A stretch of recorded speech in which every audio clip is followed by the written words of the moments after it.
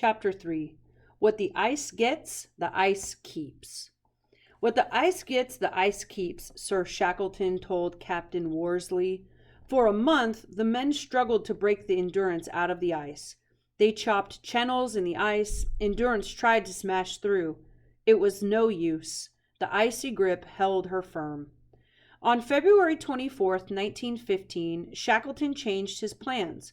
Endurance would be a winter station. The men would work days. They would sleep nights. Meals would be at regular times. The dogs were taken off the Endurance. Dogloos, like igloos, were built for them on the ice. The men trained the dogs to pull sleds.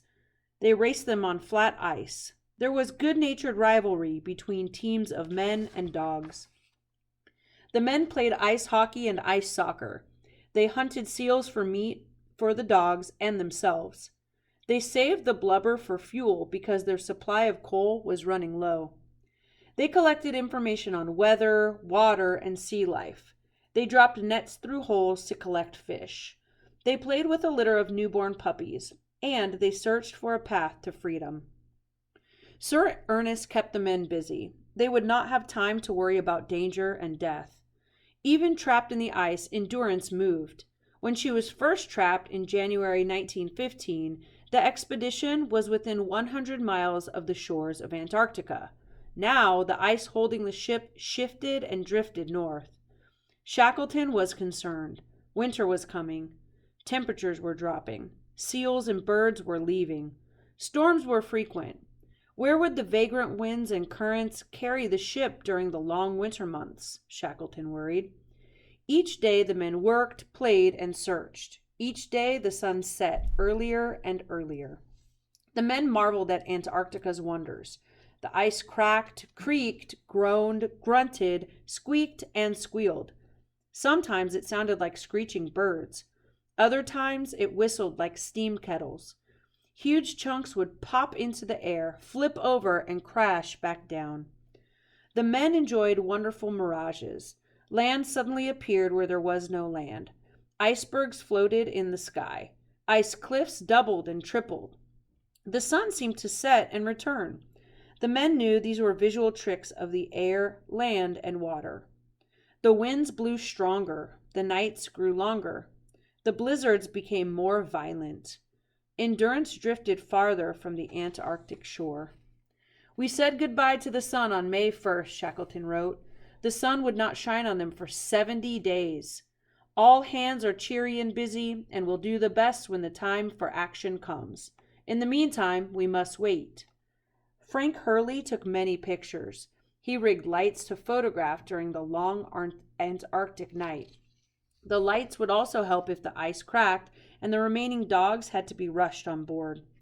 On May 15th, the crew held a special competition, the Antarctic Derby Dog Sled Race.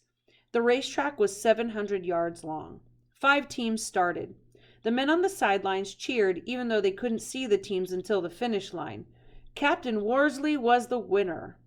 On May 22nd, the men celebrated Midwinter's Day. The new moon shone. Little work was done. The cook prepared his best dishes. The men made speeches and sang. They wished each other success no matter what happened. By early July, the men saw beautiful sunrises. Twilight lasted longer than before. The ice cracked more often. The long winter night was ending. Then the worst blizzard struck. Winds roared at 70 miles per hour. Endurance trembled under its attack, but the men were snug on the ship. The dogs huddled in the dogloos. Hundreds of tons of snow piled up against Endurance. Millions of tons of ice squeezed the ship until her timbers groaned. Was this more than the sturdy ship could endure? On August 1st, exactly a year after Endurance left London, the ice split open. The dogs were brought on board. The crew's spirits soared. Were they free at last? The crack closed again. Ice smacked against the ship. It pushed against the sides. The wood creaked and cracked. Ice popped into the air.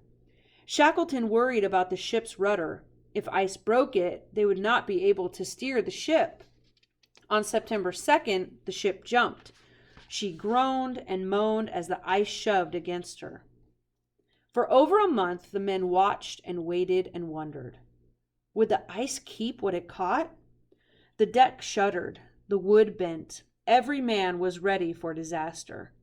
Endurance endured. She had fought the ice for 10 months, but how much longer could she fight? Summer in Antarctica was coming. Would it arrive soon enough? Shackleton ordered the men to abandon the ship. They took food, coal, and clothes. They built a camp on the ice. From a safe distance, they watched Endurance slowly be crushed.